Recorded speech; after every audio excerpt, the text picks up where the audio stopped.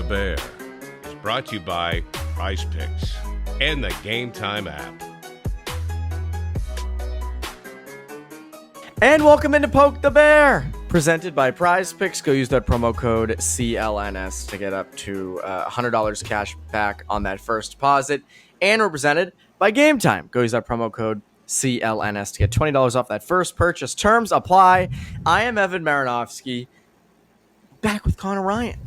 Conor Ryan is back. Conor, what is up? Evan, I'm doing well. Happy to be back. How you doing? Doing great. Doing great that you're back. How was the honeymoon? What were your favorite parts? Give us a rundown. We were kind of all over the place. Tanzania, the Maldives, Bali, a little stop in Singapore. All of it was great. Plenty to debrief. I got back in one piece, which is the most important thing. Got a 19-hour direct flight yesterday from Singapore to New York City. So still, I think, operating on different time schedules. I don't even know what time it is. I actually think it's 2:51 a.m. in Singapore right now. So I'm still kind of all over the place, but got back in one piece. Didn't get attacked by a lion. There was one outside of our tent at about 3 a.m. one day, licking the tent, which is kind of terrifying, but didn't come in, didn't have to fight it, didn't, get eaten by it or anything like that. So happy to be back. Happy to be back talking hockey with you once again, Evan. Even though there really isn't that much to talk about. Well, there is today, but you didn't open the tent and try to befriend it? No, dude. That same day, a bunch of lions took down a buffalo, and we saw it rip the meat off of its the bones on its spine. And I was like, that's against a big buffalo. It'd be a lot easier for me. That'd be the reaction tweet where it's that guy who's got those slow cooked ribs that he holds the bone up and all the meat just slides off. And people are like, that's that's someone's Achilles tendon or their ACL, or people use that as the reaction tweet for it. That'd be me compared to a buffalo, I think. So I wasn't about to invite that risk. So you guys were sleeping outside one night and animals could just kind of flow through, and wow, there's a little stress attached to that. It's glamping, I would say. It was still very, very nice accommodations, but it was a tent in the middle of the Serengeti, so animals are free to stop by. To which they tell you that they're like, oh, you hear, maybe you'll hear some lions, maybe you'll hear some hyenas, but they don't get close. They sure fucking did, Evan. They got pretty close. And literally the next day, the people were like, yeah, we had 20 lions in the camp yesterday. It's that's a lot. I was like, all right, that's a little stressful, but makes for a great experience, right? And again, I'm back in one piece. Yeah, you lived. You just can't use the bathroom at night. Can't get out of the tent and go use the bathroom. That's off the table. You know, that's when nature calls. You can't answer that one. That is fascinating. I did not realize a lion that. out front. Yeah. I didn't realize that. Well, someday I'll do that, and I'll try to befriend the lion. I'll let you know. Okay, good luck. Okay. But that's awesome. It sounds like a blast. That's an unconventional honeymoon too. That's most people are like, oh, we're gonna go, flaunt around Italy or France, and you're like, nah, I'm going to hang with the lions in the Serengeti. So, props to you for that. That's toughness. I don't know if I could sleep through all that. I think I'd need a lot of some medication to get through. It's quite terrifying, let me tell you. Those pretty big cats, man. You see them actually in person, you're like, oh, that thing could screw me up in half a second. That thing could fuck me up. Yes. No questions about that. Bruins news, finally, some actual news. I'm back and news actually happens. I was going to say, you're not on that 19-hour flight. NESN, after a summer of not hearing any rumblings on who was in for this job, who was going to replace Jack, there wasn't a huge, there wasn't a lot of people talking about it or news coming out about it. NESN just drops it on Thursday. Judd Sirot is going to move over from calling games on 98.5 The Sports Hub, going to move into taking over for Jack Edwards on the NESN broadcast. Thankfully, Andy Brickley will stay. So it'll be Judd and Brick as the new tandem calling Bruins games. What's your initial reaction to this? Yeah, I mean, I don't think it's much of a surprise. I think when you look at NESN and, finding, I guess, maybe continuity in terms of how you move on from Jack Edwards, which again, it's a tough act for anyone to follow, whether you like Jack Edwards or not. He had his own very unique brand that is impossible to replicate, but just kind of his overall cadence and how he approached things. It's, I think, tough for anyone to follow that up, but I think if you're NESN and you're looking at, how do you kind of usher in this new era, it does make sense that they go for someone who has obviously been here for, I think, 7-8 seasons now in Judd. 7. Yeah. So, and he's, done a great job on the radio broadcast with Bob Beers. So it makes sense, right? As opposed to maybe going with a outside hire or someone else like that. It makes sense from how NESN approaches it. And again, like Judd's been a consummate professional who's, again, has been in this market. I think Bruins fans are familiar with him. I don't think you just watch NESN broadcasts. You listen in the car to radio broadcasts as well. So I think there's some of that familiarity that comes with it. And yeah, like you look at just kind of the body of work that Judd's done over the last, 7+ years calling for Bruins games. It makes plenty of sense. So, hats off to Judd for getting this gig. I know he released a statement talking about the opportunity, calling games for an original 6 team. Jack Edwards, I think, posted on social media congratulating him and saying it was a great hire as well. So, again, whoever it was going to be, it is a tough act to follow in Jack in terms of just, leaving your own kind of stamp and your own kind of flavor for how you want to call games. But it just seems like it makes sense for all parties involved in terms of NESN's pick here. Yeah, Jack's gonna come in dressed as like Judd one day, like shave his head and be like, "Yeah, see, I'm Judd Sirot," and then just like unleash Jack on the broadcast. Yeah, I think this makes a lot of sense. I mean, when we talked about this throughout the summer, we kept mentioning like Alex Faust, Mike Monaco, and I am a little bit surprised they didn't go the younger route, just because like Monaco's doing Red Sox games for NESN right now, and he does national stuff for ESPN, and Alex Faust did some Bruins stuff for them this past season.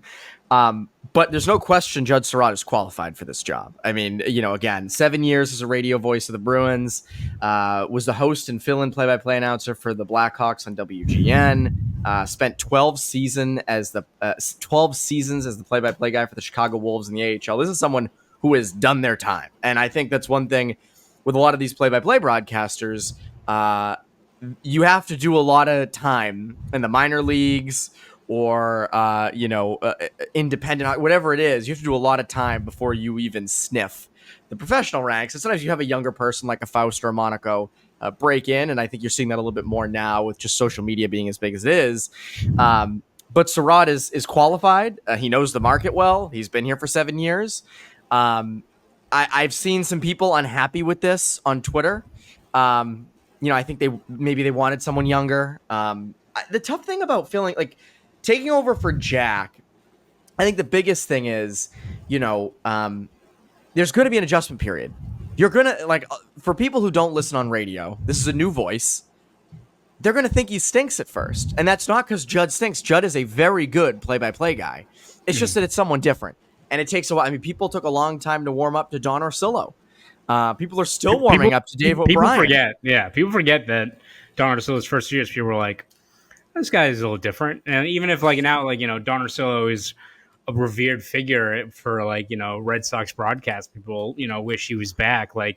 It's human nature. There's going to be an adjustment period when you hear the same voice over and over again. It's like Pavlov's dog. You're conditioned to expect to hear Jack Edwards' voice and the Jackisms as he's going through a diet a tangent on a ref or Eric Carlson's Norris candidacy or something like that. Like, you're conditioned in the winter at 7:00 to hear these certain things.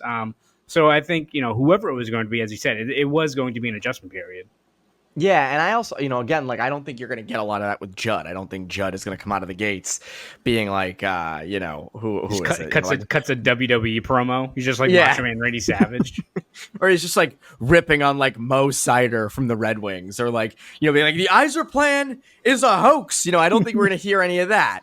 I think Judd's going to be a straight shooter, a straight, whatever play-by-play guy who just does his thing. And I think, people will warm up to that. And, I think it's going to take time. It's going to take time. And I think people wanted, is Judd necessarily the flashy hire? No. I think there was Sean McDonough or John Forsland or things like that were rumors throughout the summer. Mm-hmm. Judd's a really good play-by-play guy, and he's done his time here. And I think it's going to be a fine fit. He'll be fine. And I think, it'll take time for him and Brick to drum up the chemistry, as it does for every play-by-play guy and color analyst. And I think over time, it'll be fine, but it's going to take time. It'll take time. And I've seen people, kind of disappointed on Twitter. But again, I think it's fine. You want the game. Ultimately, you just want a clean game called. You want just, what's happening, be a little bit interesting. And I think Judd can do that. And he's proven it on radio. Because I do, when I'm out at different prep games or hockey games or whatever, and I'm driving back to go watch the Bruins at home or whatever, I have the game on in the radio. And him and Beersy were great. They were great. So I think, and now I'm curious who 98.5 goes for. I think that's another that's very interesting. Another media story. You know me, Connor. I love myself a good media story. So we can talk about that a little bit. We can also talk about the front office ranking 14th to fans in the athletic survey. We can talk about Fabian Lysell for a bit. But first, quick word from our friends over at Game Time. Celtics are champs. The Bruins are hibernating. And Patriots training camp is still months away. But it's the summer, and the Red Sox are heating up at just the right time. And if you're a Sox fan and want to catch a game at Fenway, you got to go with Game Time tickets. Game Time is an authorized ticket marketplace that makes getting MLB tickets even faster and easier. Prices on the Game Time app actually go down the closer you get to first pitch. With killer last-minute deals, all-in prices, views from your seat, and their lowest price guarantee, Game Time takes the guesswork out of buying MLB tickets. And the best part about Game Time tickets? You can browse through the Game Time app to find great seats at affordable prices for all sorts of in-demand games, concerts, and other events. Want to snag last-minute tickets to a concert? Game Time Tickets has you covered. Maybe a Sunday matinee game at Fenway, or maybe even an early ticket to Gillette in September. There's no shortage of options when using the Game Time app. Some of my favorite features of the app include seat views, where you can get a panoramic view from your seat in the app before you buy, and the lowest price guarantee, or else Game Time will credit you 110% of the difference. You also can't beat all-in pricing, a feature that shows you the total of your tickets up front, with no surprise fees waiting for you at checkout. Game Time Tickets also has you covered with the most flexible customer service policy in the ticketing industry, including event cancellation protection, 24-hour return guarantee, job loss assurance, and on-time ticket delivery. So what are you waiting for? Get the guesswork out of buying MLB tickets with Game Time. Download the Game Time app, create an account, and use code CLNS for $20 off your first purchase. Terms apply. Again, create an account and redeem code CLNS for $20 off. Download Game Time today. Last minute tickets, lowest price, guaranteed. Now, let's get back to the show. So I think in terms of taking over for 98.5, I think the answer is clear. It's you and me. It's you and me. Oh, yeah. We'll just, and people would be pissed because on radio you have to keep up with the play the entire time, and you and I would just be shooting the shit. Just Charlie Coyle's fitting great in that third. Oh, they scored! Oh my god! It'd be like Lysell dangling through someone, and just Evan talking about befriending a lion, and what the maneuvers he would do to actually bridge the gap between man and beast in order to actually become friends with a lion. I think that's more interesting than anything the Bruins could do, to be that's quite true. honest. Yeah, I'm not disagreeing with you there. I'm just saying the overall product. You might have some cantankerous Bruins fans, not happy. You'd have Bruins fans would be pissed at Judd Sirot. Be like, all right, I'm gonna turn the audio off, and I'm gonna turn the radio up, and listen to the radio with the TV. And then yes, I don't know why that sound like Beavis and Butthead, but people would be very agitated if we were the radio people. I think there's a clear name. I was just thinking about this during that read there. Ryan Johnston. Yeah. Ryan Johnston is in with 98.5. He does a lot for them. I know he was openly campaigning to be the play-by-play guy. That seems like a fairly obvious one, and I would think that guys like Monaco and Faust would probably want to stay on TV in that role. So I would think like Ryan Johnston, and 98.5 is probably way ahead of us. So I don't think 98.5 today is like, oh shit, we gotta hire someone. Damn. I would guess they're ahead of it, and I would think Ryan Johnston would be like the perfect fit for it. Yeah, no, again, makes plenty of sense in terms of a guy that's already in the market, in the building, literally for 98.5, and a guy like Ryan who knows a hell of a lot about hockey, has called games in the past, obviously, has a good, finger on the pulse of the Bruins and what goes on day to day. So, as you said, kind of has the resume, has the knowledge, has the familiarity, has the ties to the radio station already. It just seems to make a whole lot of sense if that's the way 98.5 goes moving forward. It's funny that like the Bruins did kind of the opposite of what the Celtics did, replacing their, like, obviously with Mike Gorman, everybody thought, oh, they'll just move Sean Grandy over, and they were like, nope, we're gonna hire this, I think, like 26-year-old kid from Syracuse or whatever, Drew Carter, and Yes. Completely unconventional. And I'm not saying that's bad. Like, I'm just saying they did the complete Very opposite of different. everyone thought Yeah. they would do. Yes. Whereas the Bruins, everyone's like, oh, they're gonna go for a national guy. They're gonna go. And it's like, nope, they're just gonna go for the guy they kind of already have in the on the bench. So I would assume 98.5. Hopefully, Ryan Johnston does a great job. So I hope that they end up picking him. So he would make a lot of sense for that. I want to get into the front office stuff. I want to get into Lysell. But first, a quick word from our friends over at Prize The Picks. NBA Finals are over and the Celtics are champions, but there's still so many ways for you to get in on the action and win up to 100 times your cash on Prize Picks, as you and the world's best players take the game to a whole new level on the court, baseball diamond, and much more. With Prize Picks, you could turn $10 into $1,000 in a single game watching your favorite sports this summer. You can make a Prize Picks lineup in as little as 60 seconds. You just need to pick more or less on 2 to 6 players' stats projections, and you're locked in. Prize Picks is America's #1 fantasy sports app with over 5 million active members. Get on the daily action with your friends and become part of the Prize Picks community today. Quick withdrawals, easy gameplay, and a huge selection of players and stat types are what makes Prize Picks the #1 daily fantasy sports app. With the finals over, the hoop action doesn't stop on Prize Picks. Women's basketball is still heating up. With stars like Caitlin Clark and Angel Reese looking to make names for themselves, alongside greats like Brianna Stewart and Aja Wilson, you could win up to 100 times your cash watching them ball out. There's no shortage of ways to participate in Prize Picks. This week, I'm selecting Caitlin Clark for more than 25 points and Tanner Houck for more than 7 strikeouts. So download the Prize Picks app today and use code CLNS for a first deposit match up to $100. Again, use code CLNS for a first deposit match up to $100. Prize Picks. Pick more, pick less. It's that easy.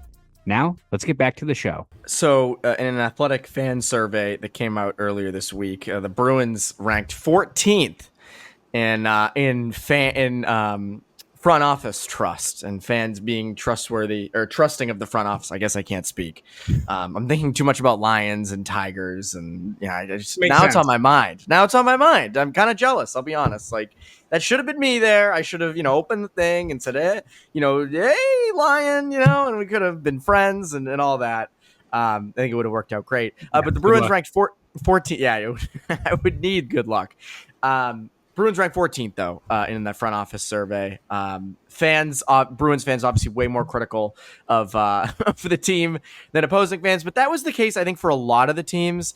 And obviously Bruins fans are more negative about their own team than other fans are, which I like. I enjoy it. There are times when I don't, but I think it is good that Bruins fans are skeptical of things. But I also think like fans know their team better. I think if you asked your average Bruins fan, what do you think's going? What do you think of what the Vancouver Canucks are doing? And it's like, oh, they went to the playoffs. They, this and that. 14 surprised me though, especially they're after the Blackhawks. They're after the Sharks. Those are teams, and again, like Greer and Davidson had nothing to do with those teams being in the positions that they're in, but they're rebuilding. The Bruins have not needed a rebuild. The Bruins have been contenders for almost 2 full decades now. I'm just surprised that they would finish it, or they would rank at 14. Yeah, I mean, not totally surprising in terms of Bruins fans who I think have a probably more critical, mindset or approach when it comes to especially grading their own team. And again, like as you said, I think you'd rather take a very dedicated, committed, critical fan base that looks through everything with a very tough lens than a fan base that doesn't really care or anything like that. And, it's not like the, Patino rant where it's like the attitude in this town sucks. Like, no, like it's to be expected that expectations are going to be high. Any mistake you make is going to be magnified over any great free agency signing or anything else like that. I do agree, though, like 14 middle of the pack, we look at just how many times the Bruins have been able to kind of extend, extend this kind of window where how many times, especially once you get to like the final years of the Chara window or the Bergeron window, where you're like, all right, team's going to take a step back. It really hasn't been the case, right? Even like the Athletic mentions like, the Bruins understandably got a D grade from their fan base in terms of drafting and developing. But the Athletic makes a note like 2015 was a long time ago. We all know about it. We don't have to go through it again. 9 years ago now. Yeah. 9 years. And even like they mentioned, like they still got two very good players in DeBrusque and Carlo out of that. But we know the criticism there. But in between that and 14, you get David Pastrnak at 25. McAvoy, you get 14th overall, right, in 2016. Yep. And then you get Jeremy Swayman the next year in the 4th round. You got like 3 franchise players, in those drafts that, again, play a part into where you are right now. So you look at the ability to, add some of these guys to the draft, their ability to find value signings to, fit into some of these key spots in the lineup. They're in a good spot that every year, like, they're going to be in the mix. And as I always say when it comes to just gauging where the Bruins are, if in this sport in hockey, as long as you're competitive, you're in the mix. You got as good a shot as anyone, right? So, again, I think it's a good thing that Bruins fans are probably very, look through everything with a very critical lens. But I did think they deserve to be higher up there. When you look at just how many teams are either years away from rebuilding, you look at a team like the Red Wings, right, that has been desperate to kind of right the ship. A proud franchise that has been trying to get back to, relevancy in terms of where they are, hasn't worked out for them. Whether it's, again, like trying to fix their issues through just pure free agent signings, signing guys that don't move the needle or anything like that. You got teams like the Sharks that are just a complete mess, Blackhawks that are a mess. And every year you have these teams, too, that seem to accelerate their rebuild like 2 or 3 years ahead of where they should be, right, instead of staying the course. Like the Bruins, they are building this team that, all things considered, like, yeah, are they maybe where they were 2-3 years ago? Maybe not, but they're always in the mix, and they're not going to bottom out anytime soon, which, if you're a hockey fan, you'll take that, right?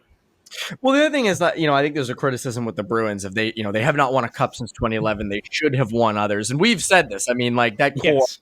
First run, and then they should have had at least one other cup. We can all agree on that.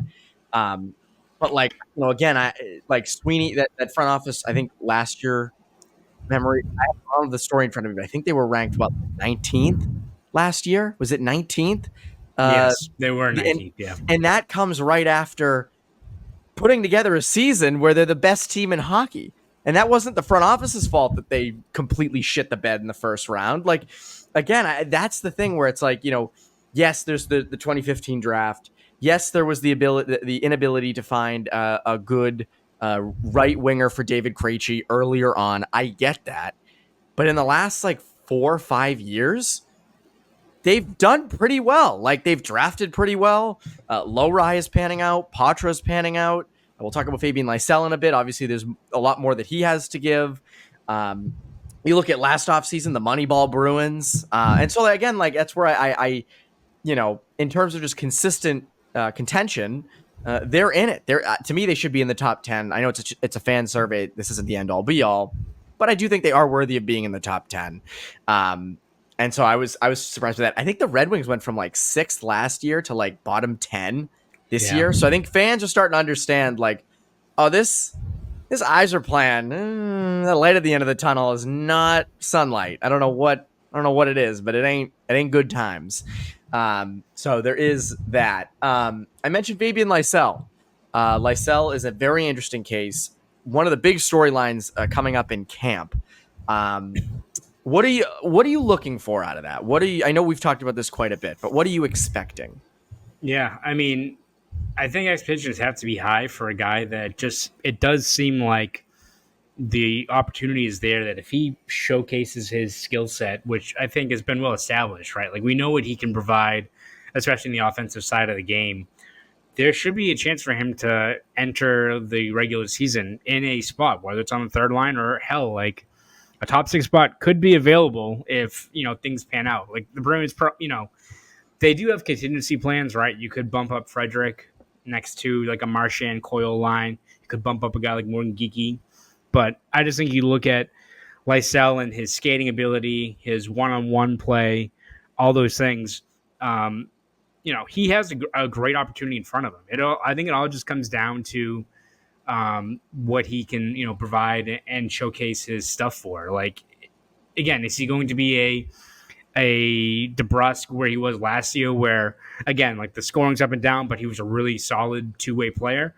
Not to say that Lysell will not ever hit that level, but he's got to work on that defensive side of his game, right? He's got to work on his consistency, the effort at times, but the skill is there. And he could be a guy that after, putting together some really good seasons in Providence, getting that opportunity to showcase his stuff in the NHL, maybe what allows him to take another big step forward, right? Like a guy that runs with this challenge in front of him. So I think expectations should be high for a guy like Lysell in terms of what he can provide.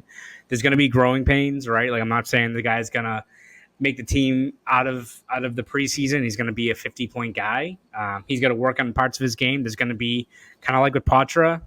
Lysell is 181 pounds. I think he's going to have to deal with the greater physicality, stuff like that. He has to be careful of choosing his spots better because he has run into issues in the past of concussions and big hits that have taken him out of games and out of extended stretches of stuff. So there's going to be growing pains along the way, but you just look at just where his skill is and what opportunity is there for a featured spot. If he can kind of be the player that we expect him to be in terms of just that offensive skill set and that spark he can provide, he should be able to run with this opportunity. And if he doesn't, it kind of falls on the player because there is a spot available for a guy to slot into that spot where DeBrusque was the last couple of years. There is. And so quick plug, I had him on Bruins Beat. I interviewed him earlier today, so Thursday. So that'll come out, I think, Monday because it's the summer. We're spreading stuff out here. We're not, pushing out everything at once. So that'll be Monday. And we talked. When I was doing a lot of research on him, I couldn't find a lot on his background. I know he's from Sweden, but we spent a lot of the interview like, who is he? Like, how did he become him? And I know that sounds really general, but like, I was just kind of curious, like, what his background is like in other sports and his childhood. And we got into a lot of that, and it was actually pretty interesting. And he mentioned some interesting things kind of on his overall outlook for sports. I asked him a lot about, how do you not compare yourself to other people from your draft? And how do you not, want to turbocharge your process? We get into a lot of that. And then we get into training camp. And he did mention a very interesting thing of kind of how he's going to approach this training camp. I'm not going to give it away here. I'll tell you it when we start recording. He said, he's like, that second line right wing spot, that's mine. Nobody's taking that from me. Give me that. That's exactly what he quoted. I think you should leave. I said, my God, you're going to be a fan favorite soon enough. Obviously I'm kidding, but it was a very interesting interview. I think people will enjoy it. I hope you enjoy it. But yeah, I'm with you on this. I think like it's on him to take it. There is a spot. It's not like the top 6 is full and it's like, one spot on the third line and there's like, 5 guys going for it. If that high end ability is there in training camp, like they're gonna have no choice but to do it. And we've talked like about Montgomery and like, would you rather go with the safer, more responsible pick and a guy like Frederick or Geekie? And you and I have debated this. But like, if Lysell comes out looking great in camp and fully healthy and, offensively gifted as we know he can be, it's going to be hard to not put him up there or at least try it. And that's my whole thing is like, I just want to see it. I want to see like a good sample size of him up in that top 6. And if he gives you nothing, then he gives you nothing. And obviously that doesn't help you, but I want to see it. And there's a chance there to kind of boost his own trade value or his value in general. So I want to see it. It'll be interesting to see what happens. There's a lot of camp storylines, but we're not going to dive into them all today because there's many young players, not just Fabian Lysell, Merkulov, and Patra that are going to be interesting to watch come training camp. But Connor, you're back now, so I can ask you, What should the people look forward to from you over at the Boston Globe and Boston.com? Yeah, we're going to have you covered every step of whatever is left of this offseason, which I thought that we'd get a Swayman contract at some point while I was in Tanzania or somewhere else. Nope. We're still waiting on that. Still waiting The on a few Lion more came things. to just deliver the news like with his mouth. News. He drops Yes. it. He's like, a Swayman 8x8. And it's like, oh, Yes. thank you. So still waiting for a few other dominoes to fall in terms of the Bruins off season. So whether it be that, looking ahead at camp, position battles, all that stuff, we've covered every step of the way over at Boston.com and the Boston Globe. So you can follow me over there. If you want to follow me on Twitter, X, whatever the hell it's called now, you can do that at Conor Ryan _93. Go do all that. And you're off to a Patriots preseason game, right? Yes, sir. I Drake May. might still be stuck in traffic by the time this episode drops. So we'll see. You know, I don't mean to jinx you, but I had to go out to Foxborough Wednesday night for the prep league. Record timing. I got there in like 55 minutes, which normally it's like an hour and 30, hour 45. It was record timing. So You're gonna get an awful text from me in like 45 minutes. I'm still on 495. I hope I am bringing you good luck, my friend. But yeah, that's this week's Poke the Bear. We're presented by Prize Picks and Game Time. You Poke the Bear listeners, have a great rest of your week.